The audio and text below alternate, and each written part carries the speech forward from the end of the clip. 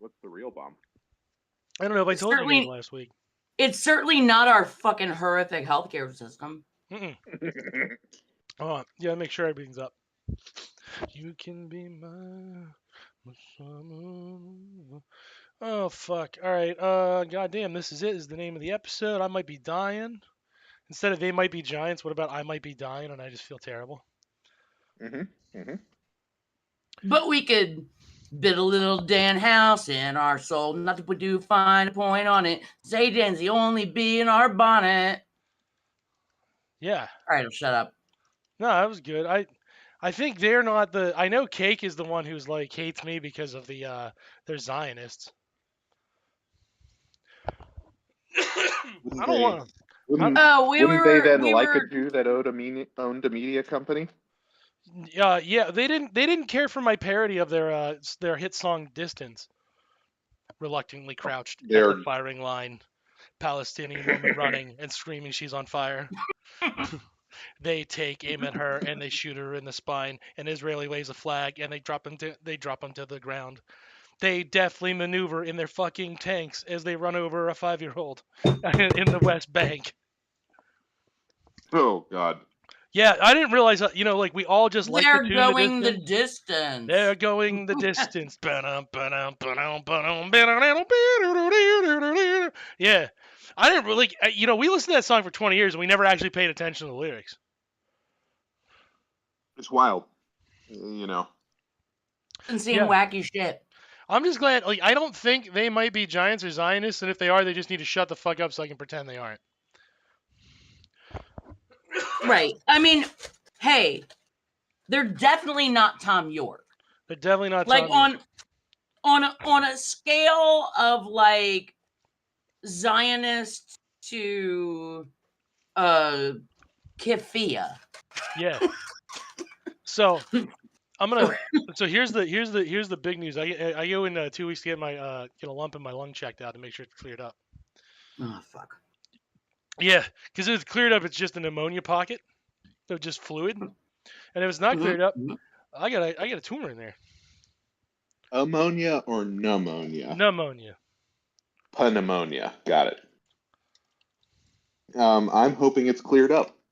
Tumor. Sounds terrible. Yeah. Tumors and there's tumors. My continued... My continued recommendation is stop dying, please. Yeah. Well, it's even funnier. It's even funnier because I've been now free of nicotine for 10 days. Really? Yeah. No nicotine for 10 days. Wait, hold on. Also, I didn't... Tuma. At least pneumonia, but Tuma. Yeah, hold on. I'm going to throw it in chat real quick. I didn't know you were a nicotine consumer. I chew. Oh. And I used to vape. And I used to smoke 2 packs a day. And he used to be gay with his dad, but that's a separate thing. Yeah, also I still am. Stuff he's talking about. Yeah, I was and I still am. Yeah, no, I just quit. I quit chewing. That's the last vice I had. No drinking, no chewing, no weed, nothing. Yeah, so check out that little diagram there. See that? Mm-hmm. See on our screen it would be the right, but it would be your left lung. Yeah, that bottom part forms a triangle that's just black in mine. Ooh. Which is why they think it's just a fluid pocket. Well, but here's the thing. Having that, because left lower lobe. Yeah. On the left, you only got 2 lobes. Okay. Or on the left you've got 2. On the right you've got 3, because the heart kind of squishes the one side. Yeah. Speak for yourself, pathetic human. I mean, yeah, shit might be different for you, but I've we're got talking 96. about. Yeah, we're talking about the average listener. Yeah, right. But mine kind of looks like that. That's what mine looks like on the last X-ray. Right, but I'm saying that's actually in some ways kind of good because it's just that lower triangle. Right. It's not like there's speckly shit all the way through. Yeah, but I've also been exposed to asbestos, and I was like smoker for 20 years. Mm-hmm, mm-hmm. Yeah, so I'm like, that really could be lung cancer. I might be fucked. I might be dead. But like, it's like if they're No, like, but like, if they're what like, I'm saying is, yeah, like, it what might they, actually be good if it's like what they can just cancer or fibrosis or whatever in that section, why? Because they can just cut that off. So I'd have or like attack it, like or attack it 1.5 with shit. But here's the thing. Here's one positive way to look at it.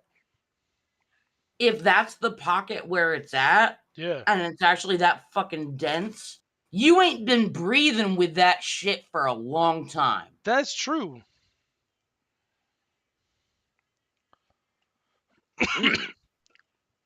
Like That's true. it wasn't doing you any good anyway. You got a point. I'm really hoping that's just fluid, right? Right. Yeah. I'm really hoping that's just fluid. Because I sure do have a productive cough, but like, my grandfather had lung cancer, and he sure had a productive cough too. Oh boy. Yeah, they were like, when I went in and got the X-ray, they were like, "Well, your kid has pneumonia. You guys have the same cough and the same symptoms, and you got all that crap right there in your lung." They were like, "Hers is upper respiratory, yours is lower respiratory," and they were like, "We don't know if that's pneumonia or cancer, but we're gonna treat it like pneumonia first because it's not really gonna change anything." Right. And I was like, "Cool, that's that feels terrible." Like I don't know. This is like it's like eating through my brain. And then I was like, Well, you know what? having I was like, if they're gonna get rid of the lung, it's like if that lung is bad, and they're like, we want to biopsy it. Like, I don't want them to biopsy it. I don't want them to poke around. I want them to just eyeball, just want to cut me open an eyeball and be like, that shit's cancer. Take the whole lung. Fuck it, I'll live on one. No, Dan, that's not how that works. I can live That's on not how one, dude. any of those things work. No, I don't want that biopsy, shit. I don't want that they're shit not just metastasis. eyeballing it. Like they send it to a lab to test for cancerous cells. I don't want them cutting it because that's how it metastasizes and that's how it gets all through my system, and then I'm fucked.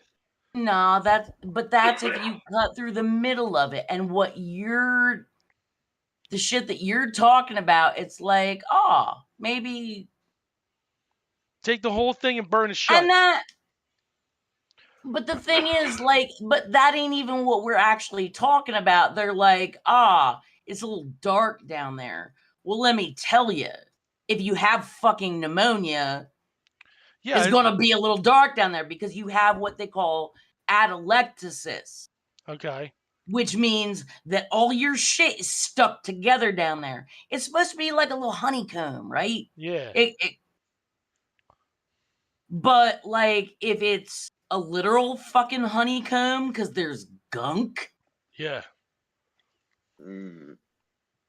That's gonna show up dark on a fucking X-ray. It's supposed to be like a nice, pretty, breathable honeycomb. Like, well, I mean, like I'm just thinking, like probably I don't know, probably the kind of shit that make like the ultra thin fucking maxi pads, whatever. Yeah. I mean, lots of empty, fluffy spaces for air to come through. You got if you got a lot of fucking phlegm down in that shit. Oh no, I know it could just be phlegm, but like when they tell you like we don't know if it's phlegm or cancer, we don't know if you're drowning alive or it's cancer, you freak out. And the thing is, both of those options are bad. Well, yeah, of course they're both bad, but I was prepared for your drowning. I was prepared for every moment you try to sleep, you're drowning a little bit, and your body is having a hell of a time doing it. You know, I was prepared for that because I'm like, oh, I think I got pneumonia. Me and my kid both, you know, we both sound like we have pneumonia. We both have the high fevers and horrible cough of pneumonia. Our lungs are on fire. You terrible your child being ill.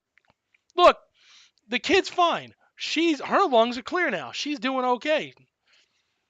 I'm still just coughing saying, like at the this. time. Yeah, at the time. Yeah, I was free. I had a lot on my plate. You gotta understand. I'm just now working through all the bad news I got. Damn. Yeah, exactly. And because my yelling is not intended to yell you down. No, My Mine yelling is intended to fucking agree, because this is the ridiculous set of circumstances that we find ourselves in here. Because it's like, you know, I hate using the term, God forbid. Yeah. But, you know, like, fuck's Mine's sake. intended Like, to bring you down. Fucking stop dying.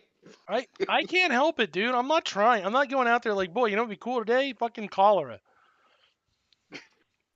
I'm still waiting for Kitchen dengue fever. Mm-hmm. I have been low-key betting on like a typhus comeback since, like, I don't know, like maybe 2012. I don't know. And I've been like, this year, this is the year. It hasn't quite happened yet. It's got a month. More or less. I'm telling you, it's so close. I'm hodling on typhus. I would like, you know what? Here's the thing, I'm 38. If I die before 39 and I die because of tuberculosis, I'm gonna let it happen. Because then I go down with the two greats. I go down with the two big dogs, Kafka and Lovecraft. That's the one thing. I won't let it happen at 39. I won't let it happen at 37. But if it happens at 38, if it happens at fucking 38, Is that like the musicians 27 club, but like for philosophers? well, yeah. I got 7 months. If I die of tuberculosis in the next 7 months, I'm just letting it happen because, like I said, I go down like the beasts. But anything after that is just either I'm aping what they. Before that, I'm a wuss. After that, Yeah. I'm just aping their style. But if I go down like they did, Then it's an homage. then it's another homage. I join the big dogs. Daniel, did Yeah. you know there's such a thing as an advance directive? Mm-mm. And you can put your wishes in writing to like make medical professionals do like what you want them to do, like what kind of life-saving measures you want. Well, Yeah. the problem with that is Daniel is not allowed to put in there, I want you to specifically infect me with tuberculosis so I die on my 37th birthday. 38, and I have until 39. I have until June. I'm gonna dox myself a little bit. I have until June 10th of 2025 to die of tuberculosis like the big boys, or I'm not allowed to do it. So this is just really bringing up the question. Are you trying to avoid it, or are you trying to do a speed run? Well, and let me just ask this and we'll figure it out. Is there a vaccine for tuberculosis? No. Okay. Nope. Where do you most Speed run. commonly get tuberculosis? In the lungs. Group care facilities. Okay, I'm So, not 1800s. jail. No, I'm Staying out talking of about jail. right now. Yeah, Tuberculosis does break right here in America. There are like jails and prisons that get like huge ass, you know, situations where they got to treat a bunch of people. Anything what they call congregate care facilities, because if you're shoved together and people in those conditions like often aren't, their immune systems aren't the most robust, but also it's a really the microbe that causes it is actually kind of beautiful. Yeah. But yeah, thing is, if you're scrunched up against a bunch of other people with poor ventilation like every day, and like maybe you're sick and tired, or sick and tired, you know, like all it takes is one guy, and then it's like everybody. That's pretty badass. Yeah. They consider it enough of a serious thing that if they determine that you're a person who is ill-equipped to follow the rigorous treatment, they will either put you under like a court order of like somebody's going to show up twice a day and watch you take your medicine, or they may decide to restrict your movement so they can watch you take your medicine. Okay. Or they might turn you into a watched individual that they are definitely not tracking. Well, I don't. That's not tuberculosis specific. Okay, fair. There's a lot of things that trigger watched individuals. Like,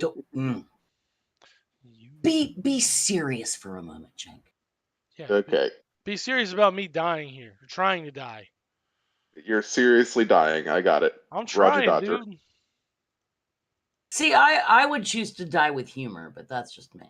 If you wanna do the straight man bit, like fine. That's cool. Let me die with dignity. It's not suicide, simply mercy. Say die with dignity? Yeah, die with dignity, like the Typo Negative did, like Peter Steele. How much of a dick do you need? Oh, you know, about Well, $3.50. I want my $2. I was when I asked him about how much dick he needed, and he said about $3.50. That's when I realized that Dan Cohen was a 50-foot tall plesiosaurus. Look what I did. I stole the South Park bit. I did the thing. I did the Iggy. I did the Iggy. And you did the voices very nicely. Thank you. But like, talk about dying. Like, where were you both in 1994? Where was I in 19? I was 8. So September of 94. I was 4. Yeah. Okay. We were watching fucking Spider-Man on Fox Kids. That's what we was doing. Speak for yourself. Were saying, well, you weren't watching Spider-Man on Fox Kids? Excuse me. If it doesn't involve an alibi, we're not interested in that part. I'm just saying. So I'm just saying, what was the name of this fucking town? This podunk ass town. Perhaps if I scroll up a second, I'll see it.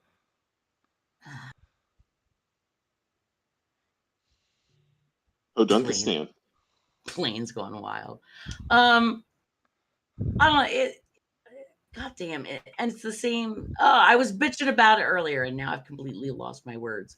Because it's the same place where that steel mill in that fucking Supreme Court case was. Wait, Jones and Laughlin. I don't know. It's like some made up native fucking name. Help me out here, Cenk. You know what I'm talking about, right? No, because I asked you earlier and you never told me. It was all a secret. Yeah, I don't know the name. Anyway, United Airlines flight 427 crashed in like this. Apparently, you know about it. I know a couple. I went to high school with a couple of people who survived that crash. Not the crash, but like lived in the town and survived. Okay. I was gonna say, there were no survivors. Like, none. for so many reasons. Here's the thing. Like, I got a high tolerance for shit. Yeah. Reading about that made me so fucking uncomfortable. I had to just like go go do something else for a while. Like, it was really. Yeah, so you know people that are associated with that, or who saw that shit happen. Yeah, they were at school when it happened. So a little older than you. No, maybe. Yeah, they were. They were. I was in 2001. I was in 9th grade, and this was. Like I said, this was 94.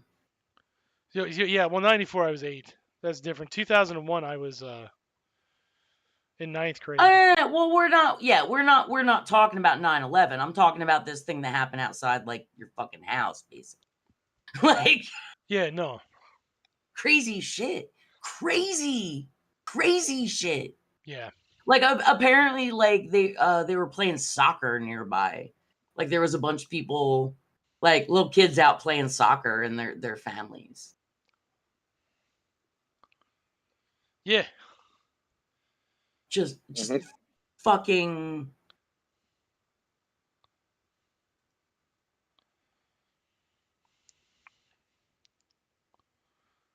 Can you imagine seeing that shit happen?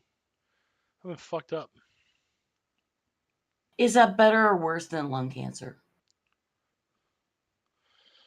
What, seeing Shanksville? Yeah.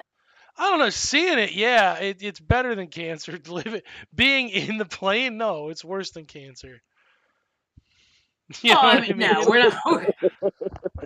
No, because Dan, you know that one of my and here's the thing. I'm not going to call it an opinion. It is a sincerely held spiritual belief. Yeah. Do you know why cancer is better than depression?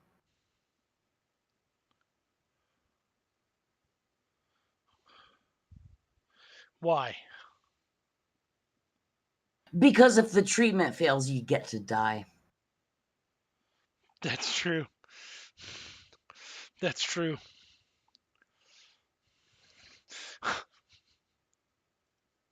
So shit could be worse. Shit could be worse. Shit could be worse.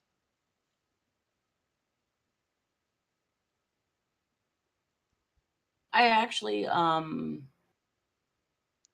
there's someone who's pretty close to me that has been going through cancer treatment for a tumor that they apparently found early but was like super speedy and aggressive. So it was pretty big, even though they caught it quote unquote early. Yeah. Long story short, the treatment worked even better than they had any right to expect. Next she'll have surgery, and then she'll have radiation, and there's a bunch of other shit that goes into that, but the first part of it, of the treatment, the chemo bit, was incredibly successful, even given by what, compared to what they had hoped. So, as shitty as I've been feeling recently, like, I got that news, like, maybe on Thursday, and that thing, like, good things can happen with that. And I'd like to, I would like to think that, these days, even shit that looked kind of hopeless, or like, whatever, it's always going to look scary, but sometimes shit ends up being less scary than you think. Yeah. Yeah. Very hopeful way to look at it. I work on that shit hard, son. Yeah.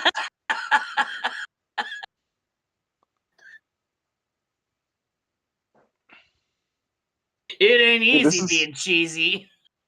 That's true. This is our last show before the big event. It is. Wait, what? What are you talking about? I'm going streaking. That's funny. I was gonna say the Great American Cocksucking Challenge 2024. But whichever you had said, my next question would have been the same. What the fuck does that have to do with the stream schedule? Nothing. We're supposed to cover the election. We're supposed to do that all this time. You know what we didn't? That shit. You know why? No. Because it It's fucking boring. sucks. Listen, you can get quality news coverage and not quality news coverage from many different sources. You know what you can't get? People ignoring the fucking election from many different sources. That's true. I think, all right, fine. You know what? We got half an hour to kill. Let's talk about it. Here's the premise, right? Do we? Oh my god, we were so close. I know. Here's the premise. I know. Here's the premise. You ready for it? Sadist to the end. You goddamn well know that Dan Cohen will die being a fucking contrarian asshole. I really am tired. It's funny. I did that one bit before the show to be like, see, I'm doing good. I'm alive. And now I'm like, But this is going to give me such great material for my eulogy. That's true. Do it. Do it. Okay, so what we have on one side. Cough again. I dare you, motherfucker. This did. Yes. Made it happen. And I let it. Yeah. And I drank half a bottle of water too. Fuck yeah. No, hydrate water. The shit out of yourself. Yeah, plain old water. Oh, hydrate or dihydrate. Yeah. Fuck yeah. Okay, so when you have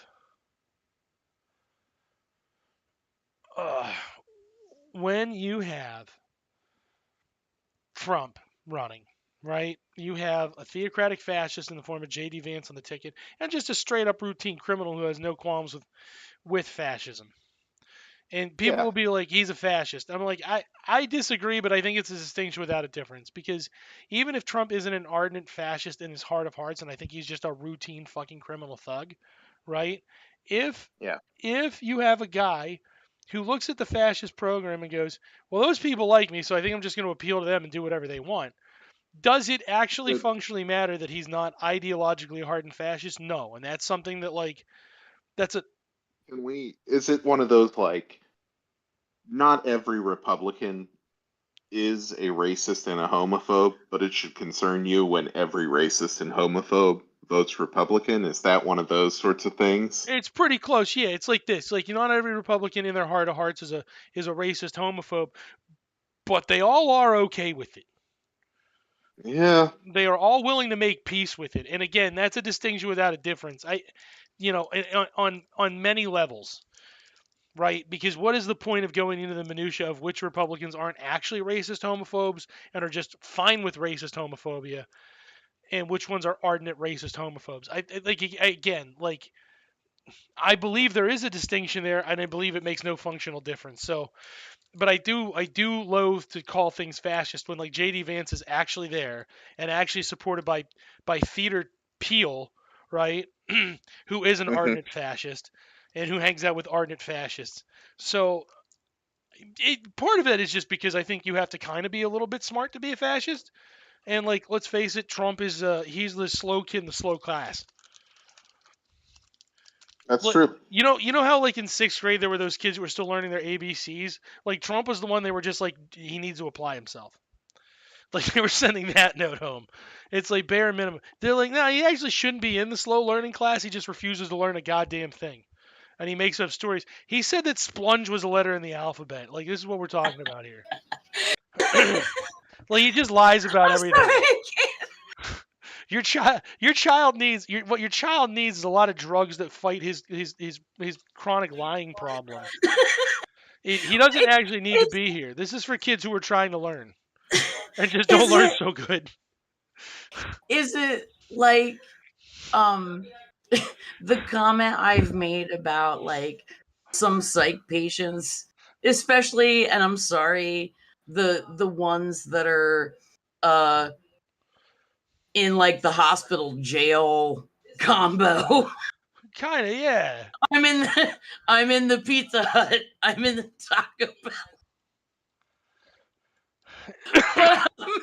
I mean, but like to see if they're considered like crazy enough to possibly like not be competent to stand trial, or to be considered like not guilty by reason of insanity, right? They're getting assessed.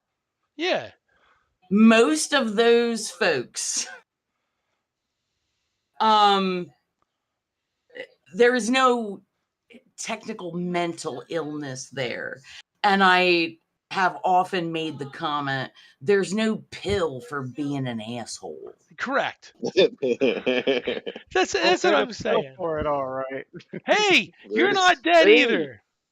Good. How dare you not die? Oh, he's been lurking for a minute. Well, I thought he was just lurking. I didn't think my man was actually going to talk because I know he had a little bit of a problem today. I'm glad to hear you're feeling a little bit better. Yeah. A little bit, yeah. Good. Just a little bit. Pop in and say hi to a comment every once in a while, but fair. Nice things, right? Well, you remember when you were just cashing royalty checks and you would just be like, ha ha ha ha, oh damn, you crazy, ha ha ha. You remember those days? Yeah, it's the same thing right now. You just get to go back to the old way. Dan, you crazy. I tell you what, Dan Cohen is the only white boy that I don't want to throw out of the airlock. I want him to do it himself. I think he's a good enough guy. Everybody gets 10, right? Everybody gets a handful, right? That's right.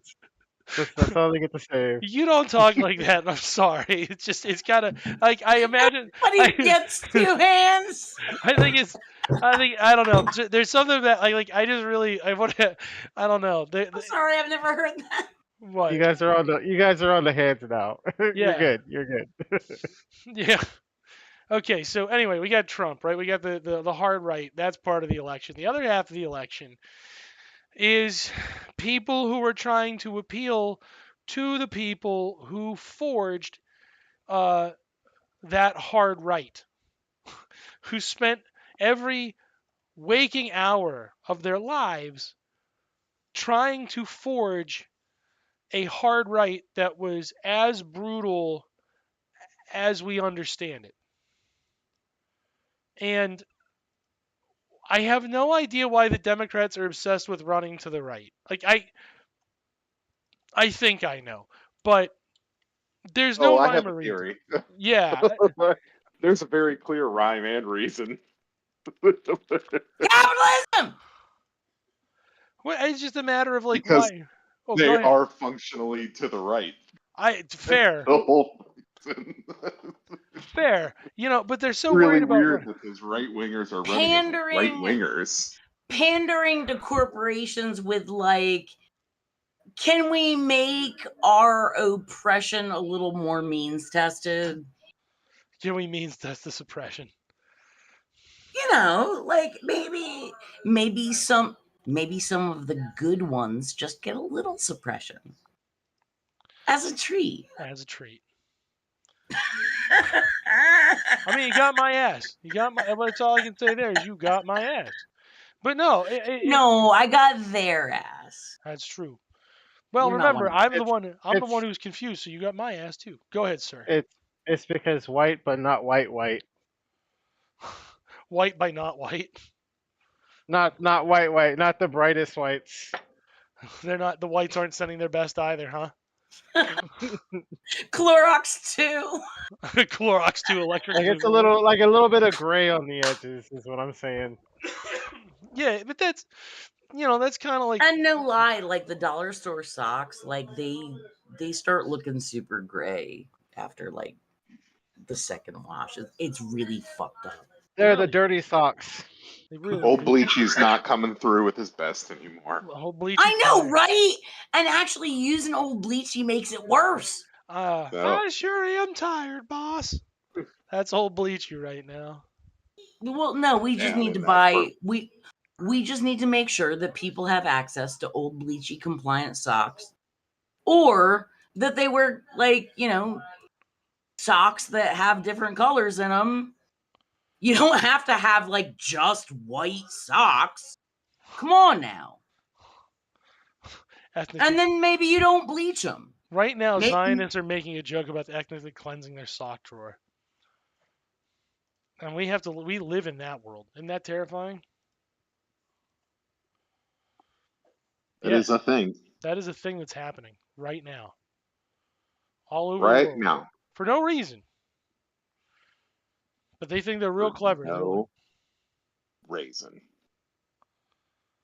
What about currants, though? Because currants are kind of like raisins, but they're not. They kind of are.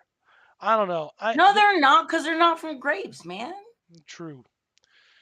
All right, so this is the one thing. I'm going to throw this to the panel because I don't know. And I'm going to let the opinion stand. The only thing I'm going to ask is nobody do the leftist infighting meme right now, all right? Okay. Your honest opinion, take turns on it. Because I don't have an opinion because I have a suspicion but not an opinion. Turns on what topic? Well, it's going to be a fun one. How do we think? How are we feeling about Kamala Harris in regards to the Palestinians come January 2025? In regards to the Palestinians, terrible. I need to go run to the refrigerator to get a beverage. I gotta be really drunk. How do we feel about Kamala Harris with the Palestinians? Do we think she softens as compared to what Biden's doing? Keep in mind, the frame of reference is what Biden and Trump, what Trump would happily continue doing, and what Biden will happily continue doing if they were in office in 2025. What is Kamala? I don't think she's entirely married to that. I think she can. For if some odd reason were to come along and she were to, not have to keep that commitment, I think she would. Okay, that's kind of my read and my situation is kind of closer to that, where I think we return to an Obama policy on it. Biden was uniquely bad in Washington outside of Republicans on Israel. That's true. Because he's more of a hardened Zionist than freaking Chuck Schumer. And Chuck Schumer is considered a pretty ardent Zionist. I'm back and can give my opinion when it's an appropriate time. Hit us. Because if it's, let me say this too. If it's more negative than what MJP or I have said, have at it. Because I just genuinely don't know. I have that's exactly it. I have no faith or reason to believe or hope that anything will get any better. Fair. I think that if Kamala gets into office, Ms. Harris. If Ms. Harris gets into presidential office, I have no reason to believe that she will do anything that is any better than what we've already seen. I think that the hope is that there won't be as much kerfuffle about it. Because if we don't have to talk about an election, we don't have to talk about the many, many, many people who are extremely fucking upset that, by proxy, we're letting a fucking genocide happen. I think they're counting on it not being an election anymore, and then also whatever Trump's follower shenanigans result in. Like I said, if she does get elected in, I think they are perhaps strategically thinking that there's gonna be a bunch of shit that his folks are gonna try to pull off, and you can just aim everything at them. So whatever the government, and that's going to be the magic spot, that's going to be the sweet spot, because it's she's not actually president yet, So she's got plausible deniability, but like everybody, I can guarantee you that no one is even thinking about Biden being a lame duck, quote unquote. Like that used to be something they would talk about with presidents, like whether somebody was a lame duck. That was somebody who it was their last term, and it was either known that they weren't going to run, or if they did run, they lost, or for a lot of them it was like they had won 2 terms. So as soon as that second term started, it's like, bitch, I'm out of here in like 4 years. Anyway, I don't think anybody's even thinking about Biden. Christ. And okay, so we're talking about if there's going to be a change. So we're also not going to think about him. Yeah. Because the one thing I will say is people are like, Trump would not treat the Palestinians the same as Biden. The only difference is a semantic game. It's just like Carter versus Reagan. They were both going to terrorize the country with neoliberalism, but one was going to pretend to be sad about it, like they had to do it, and the other one was going to jerk off. And then we're joyful. Yeah. Yeah. So there is no mechanic. Yeah. Like when people are like, Trump would be softer on the Palestinians, that is one left opinion that is fucking stupid. Those are both the same thing, but Kamala is the unknown quantity. Even though they're like, she's been in the administration, like she doesn't control the army. That she's the 51st senator. That's it. She doesn't, but I don't think she has any will to do that. That's a fair point. One could argue, because like clearly she's basically been as egregious as fucking Fetterman. Like let's be real. Rhetorically, she's been bad, but she hasn't been Fetterman bad. I will say that. Okay, but what I'm gonna say is we both know that intent don't matter. Rhetoric, it probably don't matter. Like what matters is the consequences of your actions. And I don't trust her to change the way shit could go. See, that's where I say it's perfectly fair to hold that opinion, because it is an unknown quantity. Yeah. Like it's a genuinely unknown quantity. I can say with authority, right? I can say with authority that she is not an ideological ardent Zionist. But true. But point taken. But I'm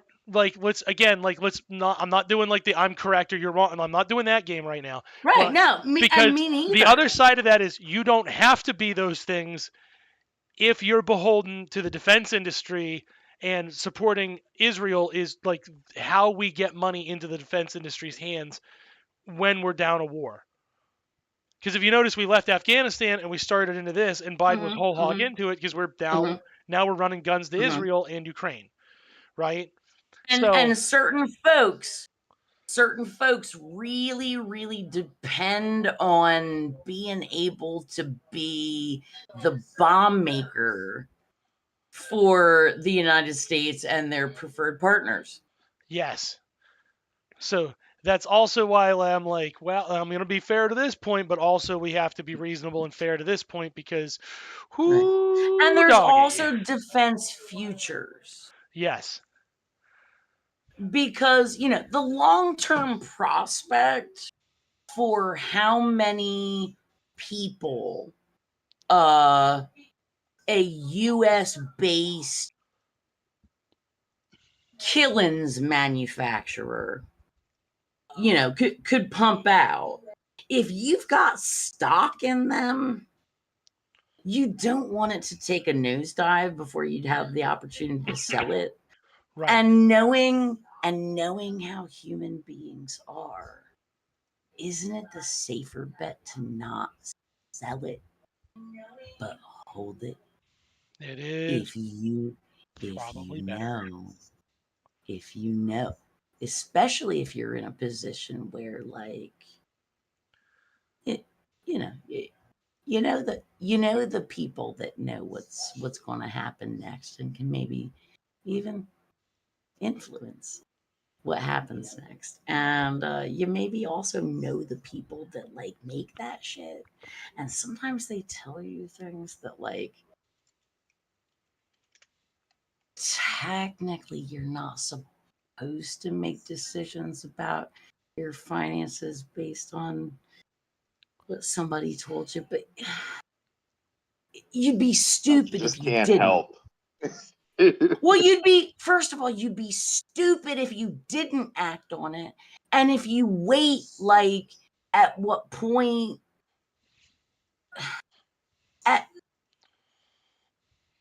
there's no good time. Like, whenever you do it is going to look suspicious.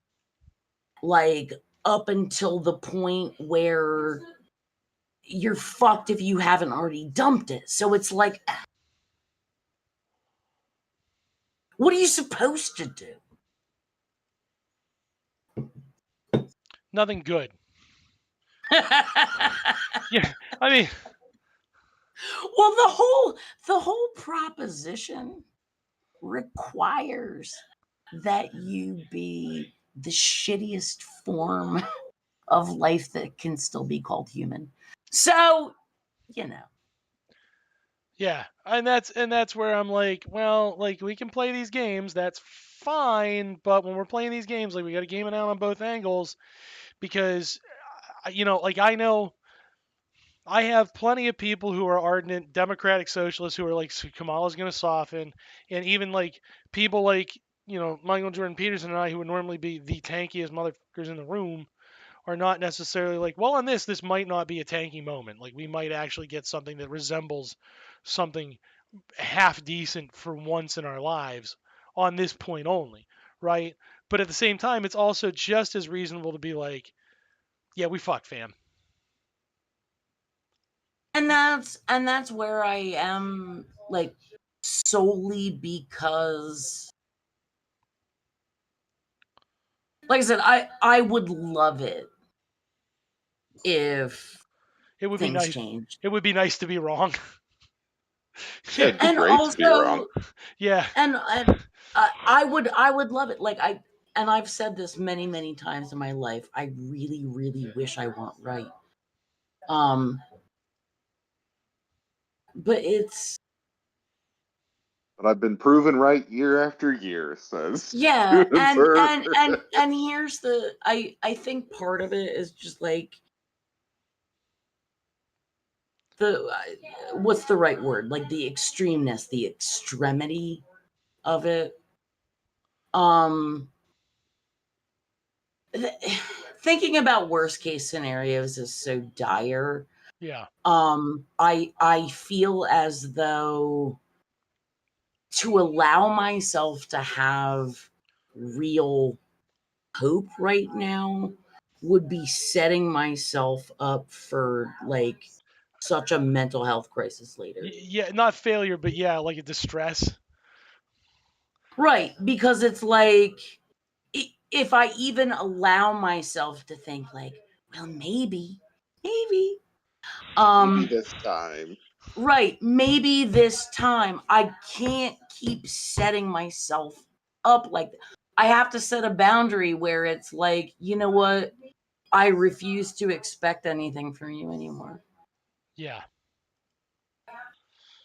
Fair. We can't keep making a date and canceling it. It's now or never.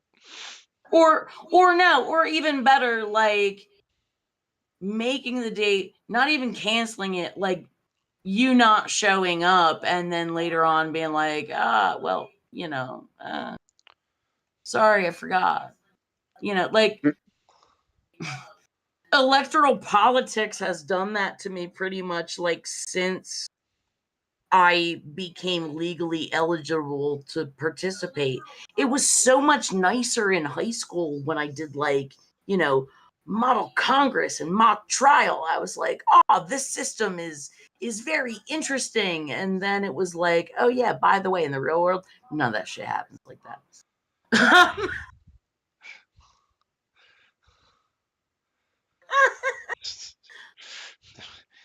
Am I wrong? I'll stop you when you're wrong, That's it. And yeah, so that's me. I do have to admit that, like, in my secret heart of hearts, I am hoping that my extreme lack of expectation is miraculously Unfounded. overturned. Yeah, like that like such a beautiful thing happens that it's like, smack, how dare you not be optimistic? I was wrong. I had hardened my heart towards all expectations. This is the thing that could teach me to maybe believe in love again. Even.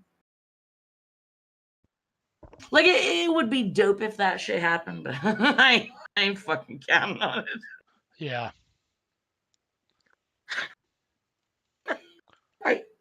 Yeah, I can.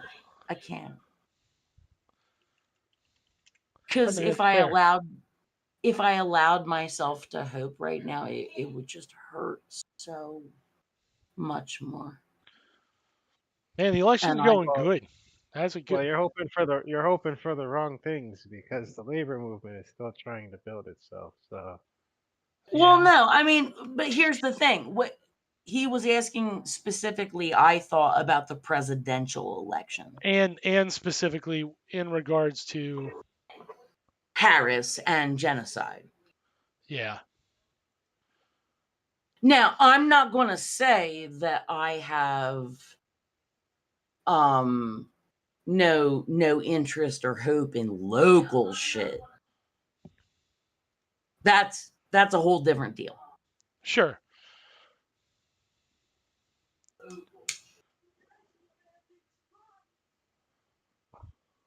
Because I think yeah. Harris would rather go down as likable than continue on this war too long because it's not a war that's gonna have an end. It's not even a war. It's a fucking genocide, you know. Yeah. And they've been taking forever, and they've been getting the entire world's attentions on them. And like it's cute at first, you know, you pull that for like a year, but after you start dragging into like the next few years, they are not gonna want to be in there anymore. And it's But kind of the U.S.'s idea to put them in there for whatever time they want. But I think Harris can be pushed to withdraw sooner rather than later, at least. MJP, how long was the U.S. in Afghanistan officially? Oh, that's no, we're trying to kill me again, are we? So That's how long? How long? I just asked a question. 22 years. Well, and Israel's been around for 75. No, but like, You know, let's say when did that particular party start popping off with disproportionate response and then continue it and then into other countries, like not even like the one they first started bombing, like just going like just like, you know, like 70s? just no, but I mean like War Machine go burr. I'm really the thing with Israel, like starting to bomb Gaza and then being like, we need to start like bombing the shit out of fucking Lebanon too. And like, wait, like not Syria. Like, and Sure, I don't why think not? they no, started Syria. Jordan. Was it That's one of Syria? them. All right. Syria. Because it's like I hadn't heard of them fucking with Jordan yet. They have not yet. There was a strike in Jordan about 2 weeks ago. Was so, there? Oh shit, really? Yeah. Yeah. God damn. But Now it was anyway, a quote okay. unquote That controlled strike. So all is and fine and nothing can go wrong. It was accident. It was accident. I put down my soda and it spilled and it made like the joystick go brr, and More or less. shit happens. As one does. We're not doing like target ranging or anything. No. Yeah, definitely not. Okay, but like, okay, so I brought up someone who hadn't been officially targeted yet, but that actually kind of makes my point a little more, I think. Mm-hmm. And I'm looking at this shit happening, and then I'm thinking back to the early 2000s when it's like, well, fuck it, let's pop into Afghanistan, and Iraq is right here. And as long as we're doing that, like, I don't know, why don't we like sometimes wander into Pakistan? Like, oh, I'm sorry, like I couldn't be sure of where those borders were. And who knows like how many other fucking countries got brutalized. Like, Pakistan had been threatened. I can say that with authority. Pakistan had been threatened at least by the Bush administration because Pakistan threatened back. Pakistan's exact. Pakistan was where Bin Laden was. Well, during the Bush. Well, I mean, like when they took him. No, but like the thing is, when they took him out, that's where he was, and they literally went over into a non-combatant country's borders and were like pow pow and were yoinking the body. Like, just they would never. They were given permission the to do fucking that. audacity of it, though. It wasn't audacity. They were given permission to enter that space. So when you look at so this is, if it's coerced, Dan, if it's coerced, is it really consent? That's arguing that there was coercion. No, I'm not saying there was or there wasn't. I'm just saying, U.S. against Pakistan. Well, Pakistan had already threatened us with nukes. They threatened that if we invaded, yeah, they're gonna. They just got nukes. Like they love like threatening everybody in the area. Like, we've got nukes. This goes back. But they're also hold on. Scared of. No, but hold on. This goes back to the Bush administration. So the Bush administration had originally put them as a target for an invasion, but unlike most of their targets for invasion, unlike most of the countries that were targeted for invasion, hold on. Pakistan responded, and they responded with, look, you invade us and we'll go nuclear. We will just tear you people up in the mountains. We don't give a shit. We will knock your planes out of the sky, and we will burn you to death with nukes. When Obama wanted to send that team in, that forced him into a position where he couldn't just pop over the border for an illegal invasion and kill him. That required them to negotiate the parameters of that mission to do that assassination. That's what I'm saying. It's not so much coercion as it was an actual negotiation, because there was a rival nuclear power, and it doesn't matter that they wouldn't be nuking on the defensive. Americans are terrified of actually getting a taste of their own medicine. Right. No, but like actually what I just heard you describe is one of the most beautiful, like, equality between nations shit. Well, yeah. I mean, that's I've heard about in a long time. Like, that. I mean, not that I want them to dump a nuke on anyone. No, nobody wants a nuke fired, but the threat. Right, but if they have figured out that it's a dick waving competition and they've got a dick now. Yeah. They were Don't hate the player, hate the game. They were extremely willing to throw it out there. That was Musharraf, and Musharraf went on American television and bragged about it. Like he went on American TV and was like, yeah, we'll just nuke you assholes. Like we don't give a shit. Like if you think you're gonna murder all of us in one of your little ground wars, like it's gonna get real if you swing on us. We're gonna make it real fast. You're gonna have to use a bunch. Like he basically said, like you'll probably kill us, but we're gonna make you use every tool in your arsenal and let anybody be able to run roughshod over you the moment we're dead. We will take you down with us. And that spooked the Bush administration. And that's like that should have been when people were like Iraq has nukes, like bullshit, they wouldn't have invaded. Bullshit. Right. The Bush administration wanted if the nothing US to do. thought Iraq had nuclear weapons, it would have been a whole different thing. There would have been talks. Right. Well, the Bush administration simply did not talk to the Pakistanis at all. They pretended they didn't exist. After he pulled his little stunt where he named them as part of the axis of evil, he just quietly pulled their name off the list and shut the fuck up about them for his 8 years, which is super notable because with Iraq and Afghanistan, right, he fucking went whole hog on them, and 22 years later, 23 years later, or 21 years later for Iraq, and 23 years later for Afghanistan, the problem is still ongoing because we did all that violence because they specifically didn't have nuclear weapons.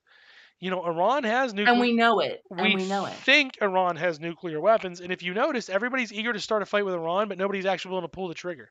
Nobody's willing to get up in there because Iran has two tools in its skill set. One, what we think Iran has is low airburst nuclear weapons, meaning if we try to do anything in the air, we shut them down and force them into a ground war that we don't want to be in because Iran's all mountains and desert, which is our troops are notoriously actually really shitty at fighting in those positions, especially because our troops are white racists.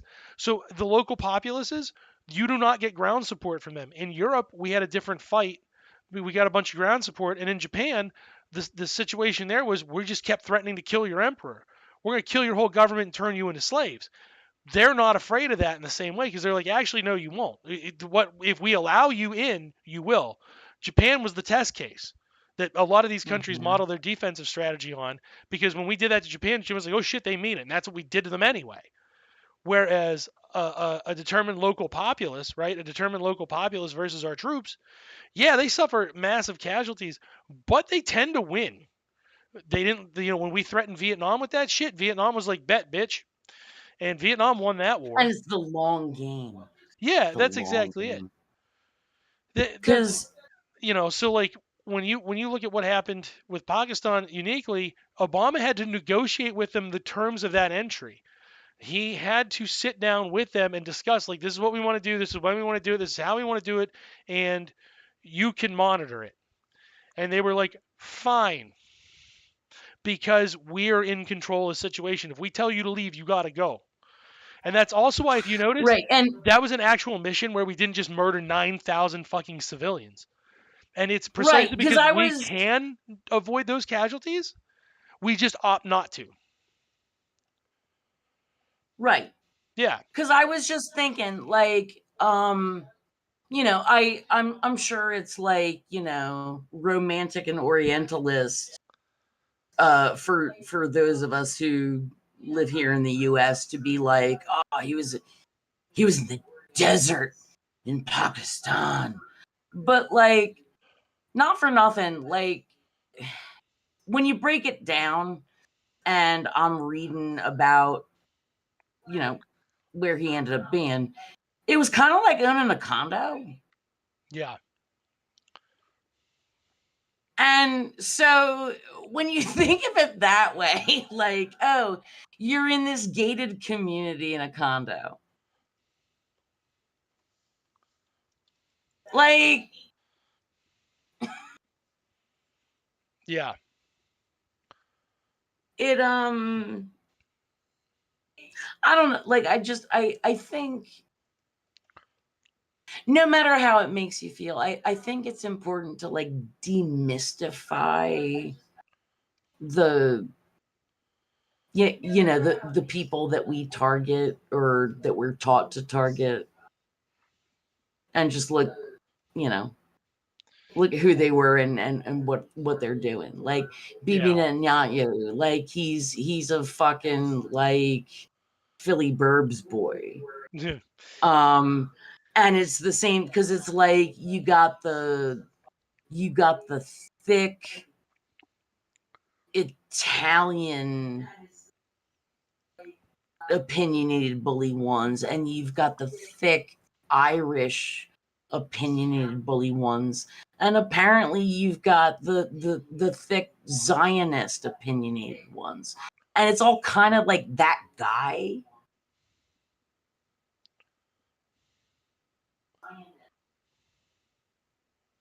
It's in that vein. I'll say this too. Okay, I'll say this too. There is one other difference that gives you and Jenks' default assumption that this is going to be fucking miserable is fair based on the ground game evidence under the Biden administration, and the fact that we're not hearing. You notice we stopped hearing those leaks about like, well, Kamala disagrees and Kamala's been negotiating for this and that. We stopped hearing. Still hear some of that shit. But here's the thing, I'm also, it's not like I'm projecting that like, no, for me, it's going to be objectively worse. Like in an unnatural way. Like, of course, everything, you know, we're still on that like fucking, what's the opposite of a parabola? No. An asymptote. Probably. I don't know. Sounds right. But you know how it's like, it's got this line and it's like, it's starting kind of high and it does like it's going to do a nice little curve and then it gets as close to zero as it can, getting closer and closer forever, but never like actually reaching zero. Yeah. Here's the only thing that's different. During the Obama administration, Netanyahu had famously called Obama the N-word and said he had to take it. Yeah, he called him the N-word and he said, and there's more. OMG. He also said he didn't have to, there's more. Yeah, he also said he didn't have to take that shit from a gorilla. So what? So Obama had said in retort, he was like, "Good luck," and cut the funding. Nice. And immediately Netanyahu shut the hell up. Wait, so okay, so I guess my question is, what is AIPAC doing differently now that they weren't doing during the Obama administration? Well, as weird as it seems, they've been given a lot more power. I mean, no, that doesn't sound weird to me because we're talking about money streams, not solely influence streams, and sometimes the two get mixed. Yeah. But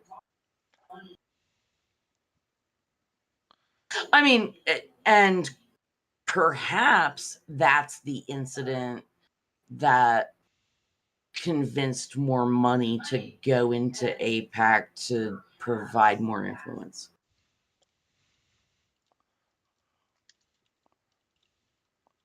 Wouldn't it be interesting if we could pin the Palestinian genocide on Obama because he was like, nah, to Bibi because like Bibi was a fucking racist? It makes me think of like a corkboard wall with a lot of like red yarn. It's yeah. But I feel like there's a joke in there, like really deep. What I'm alluding to there is there's a real possibility that BB has repeat behavior when he throws his first fit, because he's not a person who's in control of his emotions. He's very erratic. He really shouldn't, men like him really shouldn't be running the show anywhere because of their erratic, insane behavior, right? Well, yeah. So, as far as that goes, it's not hard to game out a scenario where in the next 4 days, Kamala is called the N-word or a whore or a black whore or an African whore or some sort of horrible combination of a racist slur and a misogynist slur. by Netanyahu, and he threatens like that'll be the end of Israel. And then because he does that, she just goes, "You wait till January, my friend. You wait till January 21st. You just wait." And the clock starts ticking on how long Israel gets to do this shit. Because at that point, she's gonna be pissed. And she does seem to have the behavior where she's gonna be vindictive on that front.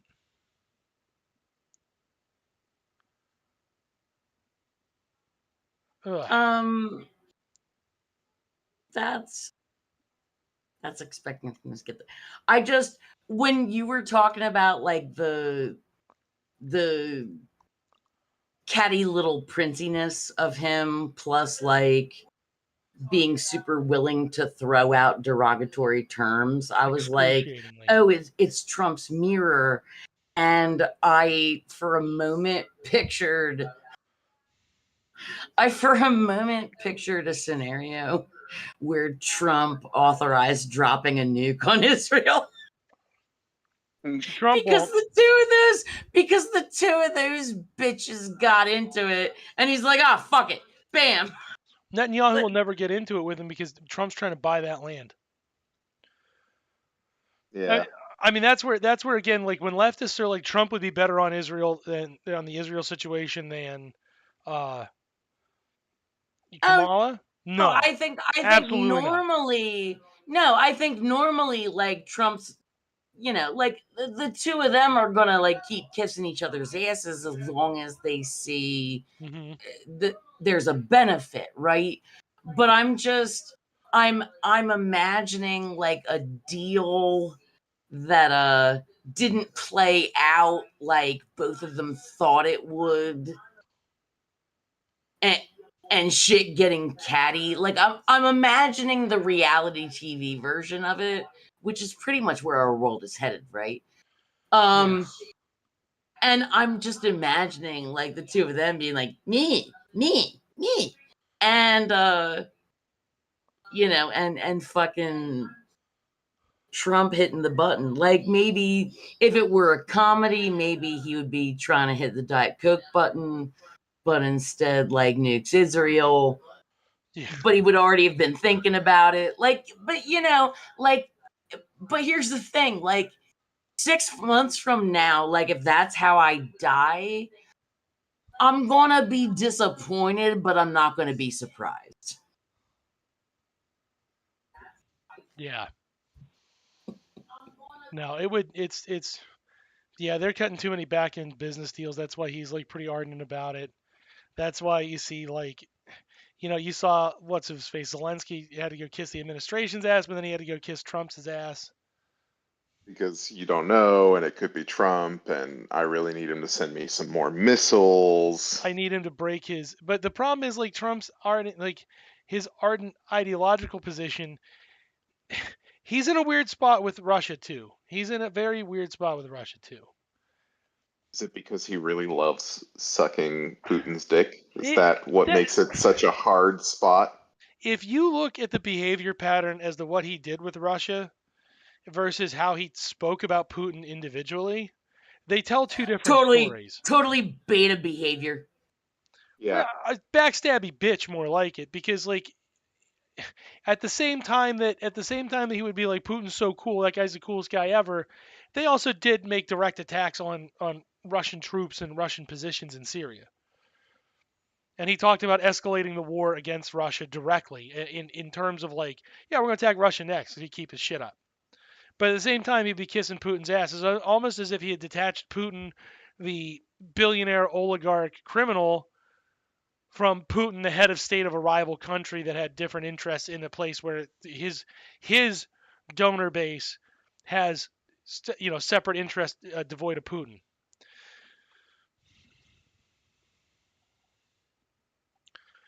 So like his behavior pattern was not consistent. The meme is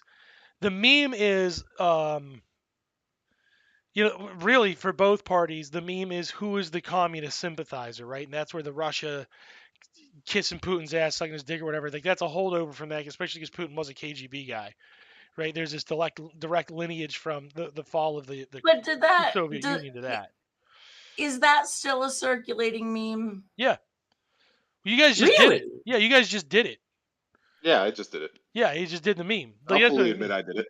Yeah. So like. Oh, I'm sorry. I must have been spacing out. It's late for me. Yeah, it's okay. It's late for me too. I'm getting a little tired as well. But we're burning. Well, because you can't fucking breathe. Fact. Sorry. And yet I'm still trying. Sorry.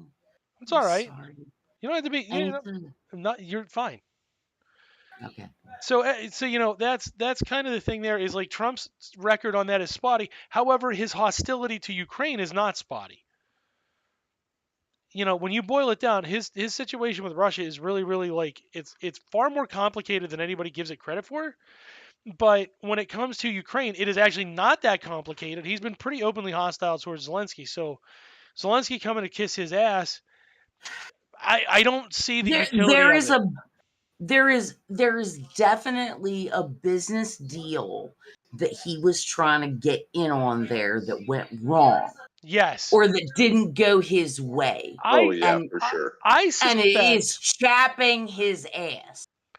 I really suspect, honest to God, I suspect that he was trying to buy up parts of Crimea.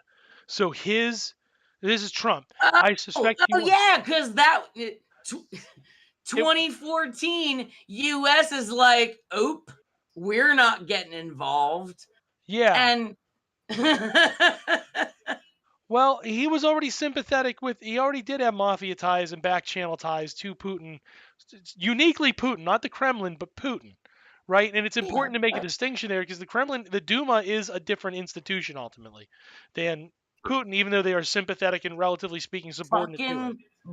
But here's the thing: having a little island in that area where there's a bunch of fucking borders.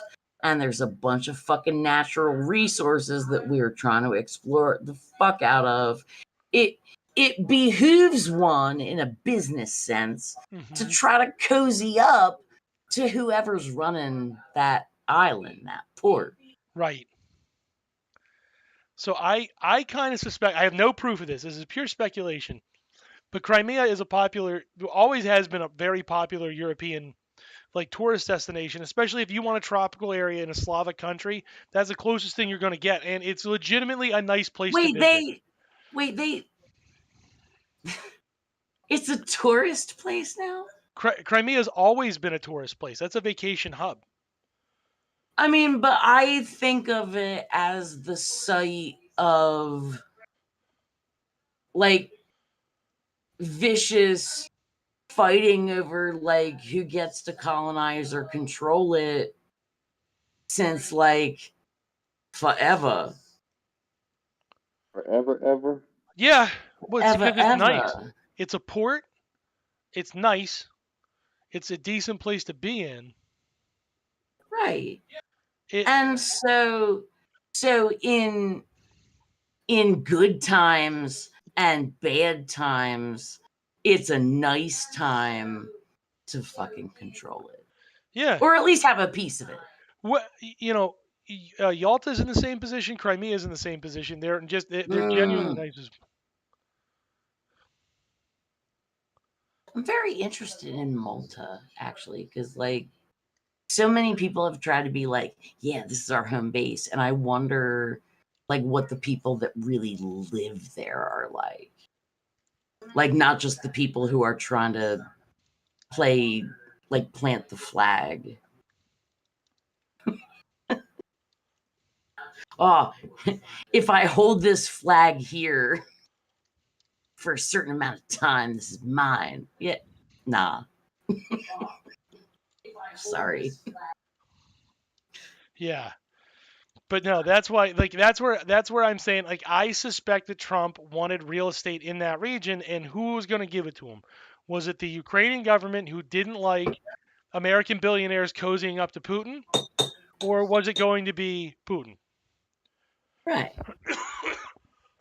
And also considering, considering that whole invasion thing, 2014-ish, they might have been promising him certain areas. Right. Something beachfront. And a beachfront hotel to put Trump on, and it looks nice, and it's warm in that region, and it makes money. And right.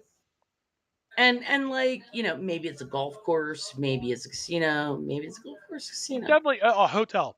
Definitely a hotel.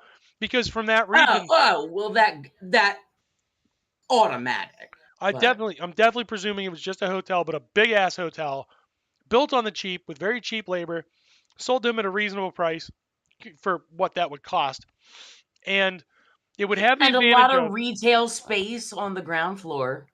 most likely to sell Trump merch and Trump bullshit, and most importantly, it would give him access then to a place where he felt comfortable and safe while he's doing dealings in Russia, and he doesn't actually have to expose himself to the day-to-day insanity that literally is post-Soviet Russia. Oh yeah. And he also is able to use that then as a bridge from what we call Western A Europe. neutral zone. Right.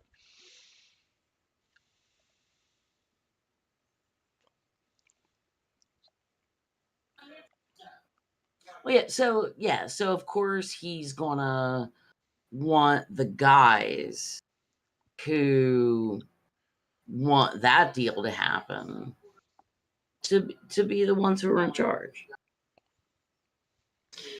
And if it's a disputed territory for, a long time, and there's been international agreement that it belongs to a certain group of people, and then some other group of people wants to go in there, and they're like, nah, this... Because here's the thing, like, it's not an invasion. This was always ours. This was always part of our country. With Crimea? Yeah. Well, Crimea is it is an interesting right case. on the Black Sea, baby.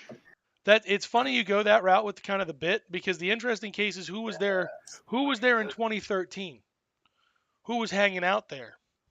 You know what that was?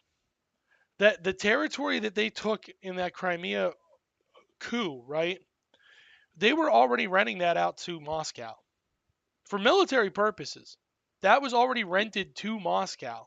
The Russians didn't invade. They just kind of were like, well, we're already here. It's ours now. What are you going to do about it? We just don't want to pay rent anymore. Right. It was literally a case of international squatters' rights. Well, I got two things to say specifically related to that. Number one,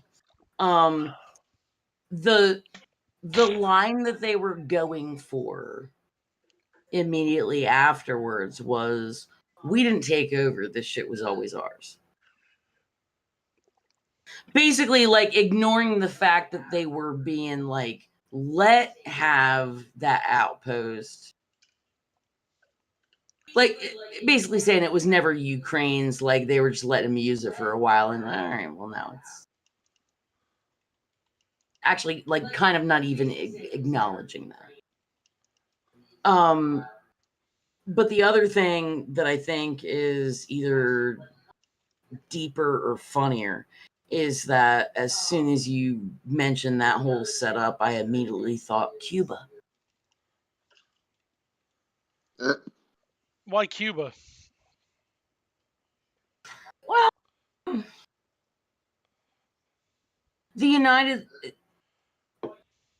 I'm going to share with you my understanding of some of the relations between the U.S.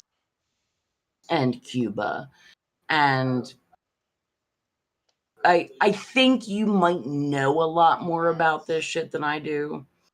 So I'm going to encourage you to steer me back the right way when I'm wrong. Because I think I get like a urban legend version of it. What, with Cuba? Yeah.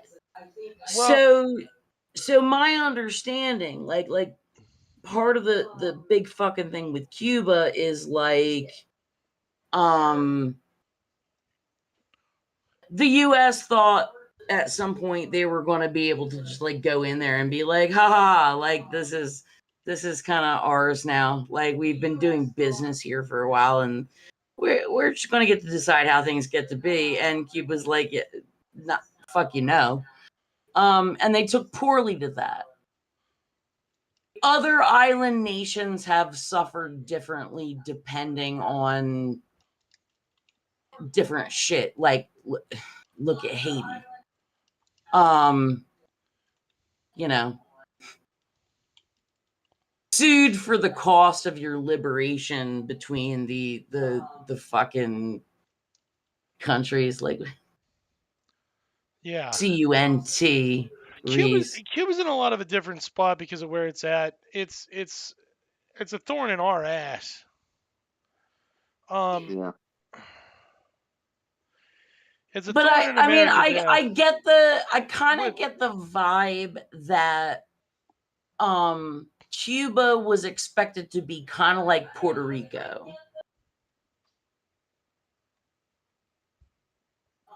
Right? Then we could just be like, this is our territory.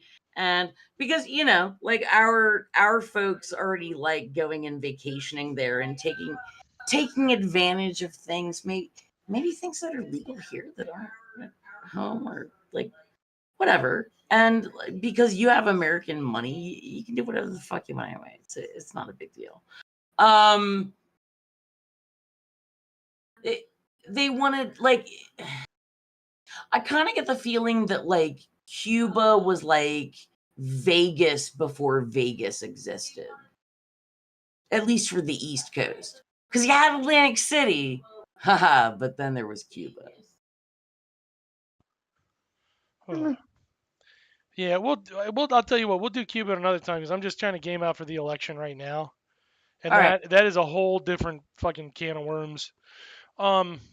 Thing is, I legit don't know, and I would love to know more. Yeah, fair.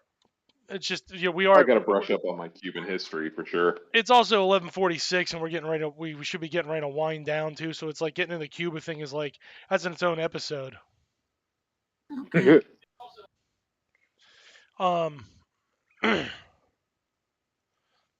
not a producer here, so it's not my job to keep track of time. No, I know. No, it's my problem. But yeah, as far also, as like, go ahead.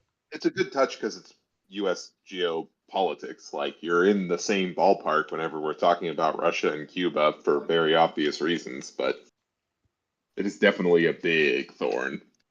Yeah, it hits a little bit different than like Crimea, because Crimea is an external. Crimea and Ukraine writ large are colonizable territories still existing in Europe against the European powers, as opposed to Russia, where we only have a tertiary hand in that because we kind of stay out of European affairs in that regard. And I know we don't stay out of European affairs, but in terms of their internal colonization efforts, we're on their tertiary rather than on their in the main. Whereas Cuba, like Cuba, Haiti, the Dominican Republic, all that stuff is in our direct colonial path. Puerto Rico. I'm raising my hand. Yeah. So it sounds to me like one of the big differences is that even if they were like both positioned perfect for all this commerce that could maybe be happening, exchange of valuable resources, fucking Cuba is like basically in that kind of like armpit of the US, or maybe it's more like between like the forearm and the bicep, but it's like it's in that spot, right? And and we also keep a fucking military base on it, so it's not like somebody's going to be setting up a Costco. Well, other than the like, U.S. military. Yeah. Well, but I mean, like, okay, like if things were equal, let's say, what's to keep somebody from setting up, like a fucking Costco or a BJ's or like, I don't know, goddamn Trader Joe's? Because it is in the Keys. Like, what the fuck? Somebody wants to put up a Margaritaville franchise on the coast of Cuba, right? Well, and right now, the group stopping that are the Cubans. well, no. But Yeah. I'm getting back to our diplomatic relations shit. Yeah. Because they do like little tiny hey how you doing cruises like in the Pacific Northwest to go up to shit near Vancouver. I'm sure there's like shit in like what do they call that gulf between like Baja California and like the west coast of Mexico? That's the Gulf of California, I think. All right. So yeah, but I'm Big saying Sur, like something like I'm that. sure there's fucking little cruises that like go and do that shit, and you stop off and like you buy some shit at the tourist village that they let you go to, and then you carry on your way. So that is a very recent thing for your own info about Cuba. The other islands But around no, it, but what I'm not so recent, but actually what I was saying is that to my knowledge, we can't do that on Cuba. Obama was trying to like loosen that shit up a little bit, but then they were like, nah. And the last thing I knew, you could only like directly go there if it was considered like educational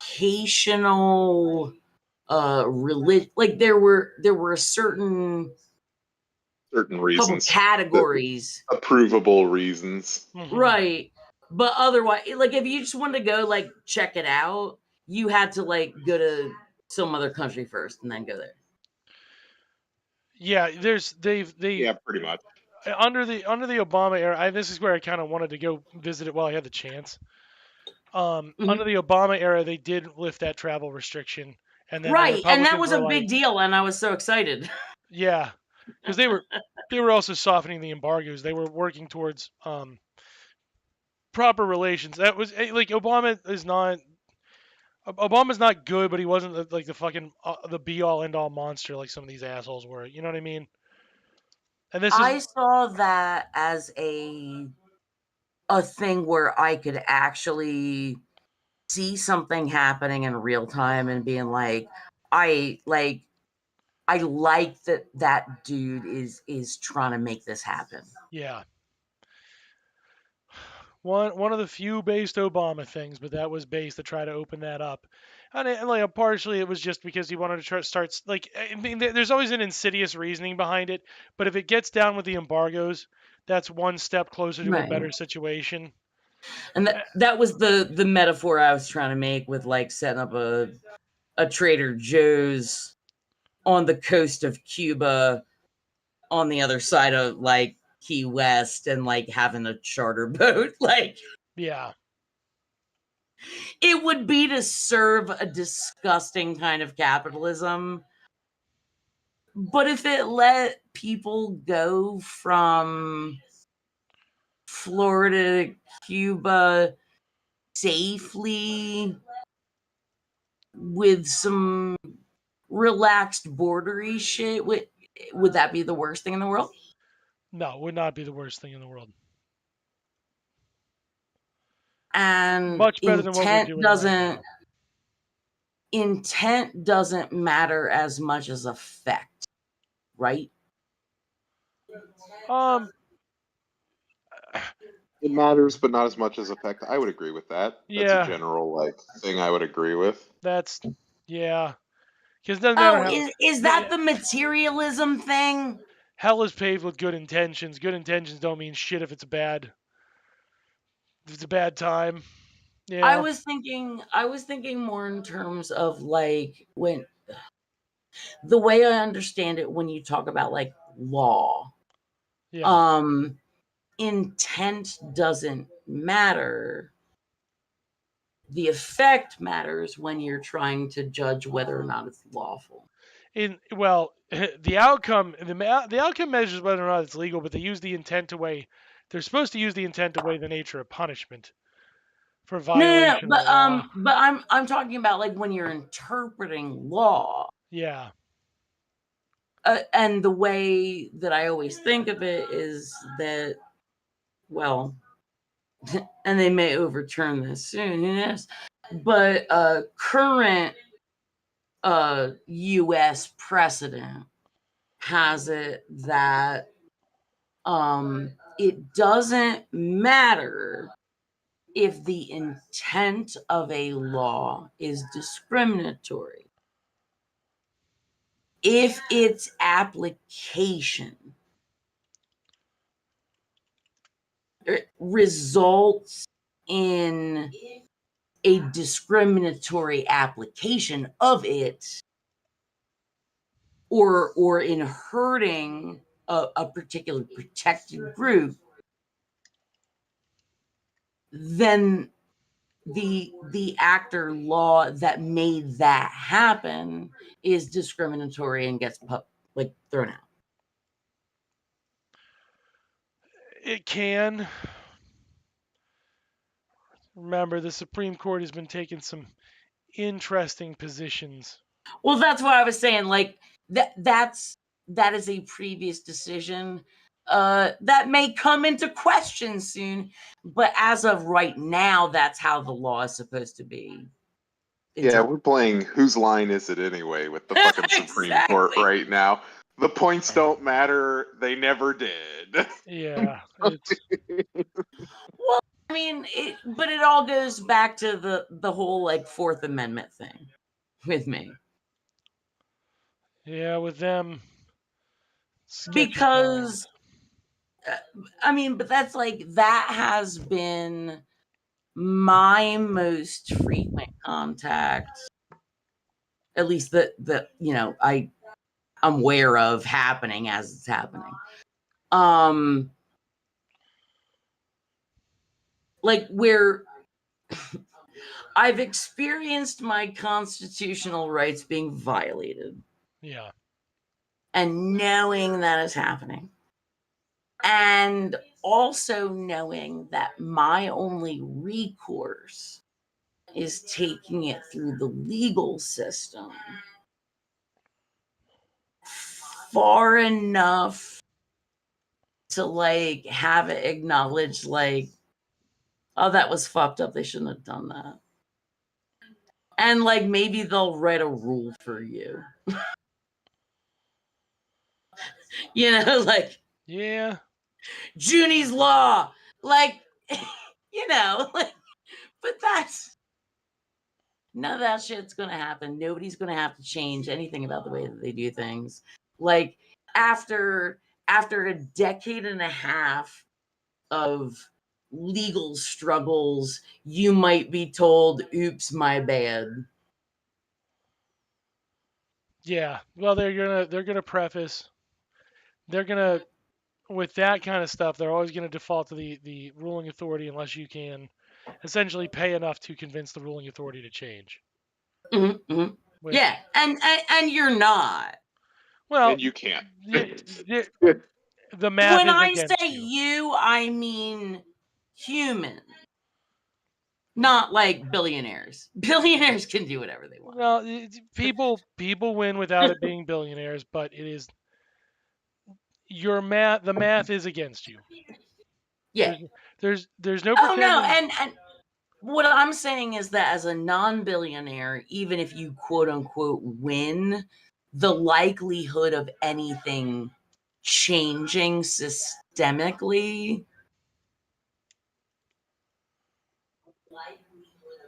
Well, systemic change, no, probably not. But if you take like some of your civil rights, as long as the courts, again, this is where I get into what is a right. Is it something that is inalienable? I call bullshit on it. The whole thing.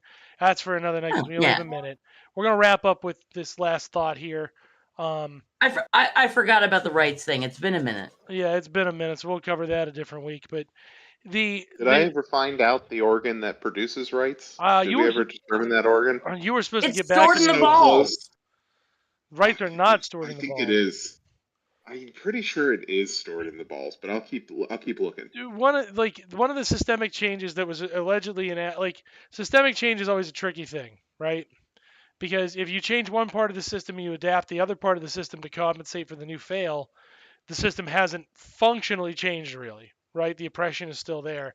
And what you find in the US is that's a lot of the game. It's a lot of cat and mouse shit to where the system stress tests itself against the changing whims of society. So if you look at the 1960s, what is it? I think it might be Gideon's Law. I can't remember now, but basically or Miranda. Sorry, it's the Miranda case where they have to read you your Miranda rights, right? Well, you have two things to violate that. One, law and order encourages you to violate your Miranda rights and tries to convince you that even though you have those stupid, silly Miranda rights, you should always give them up, which is a violation of your civil liberties being conducted by a media apparatus that is sympathetic to modes of oppression that would make the Republicans blush. And the other violation of that is more direct, because if they can cite that you posed a risk or were a probable risk, they can bypass your Miranda rights and begin, non-euthanasia. They can initiate non-voluntary non-euthanasia. Yeah. They can just kill you. So wait, I'm having intense deja vu because I think one of the first times I was here on Sons of Trier, we were having the Melanesia thing. yeah. Some Sun scholar, please figure that shit out, because I mean, I am crazy, but like I distinctly remember the euthanasia thing. Yeah, non-voluntary non-euthanasia. Murder. Right, and me being like, isn't that Melanesia? Ha ha ha. And it might shit be. did happen. That shit did happen. I probably did. But yeah, because it is one of my favorite phrases. Low key. There's a fun Dan fact. Ooh. All right. It's midnight. We're going to bed. Love you all. Good luck on Tuesday, and we'll see you next Friday. Hopefully, there'll still be a Don't country die. to wake up to, and it's going to be miserable no matter what. That's the joy of it. Pretty much. 100%.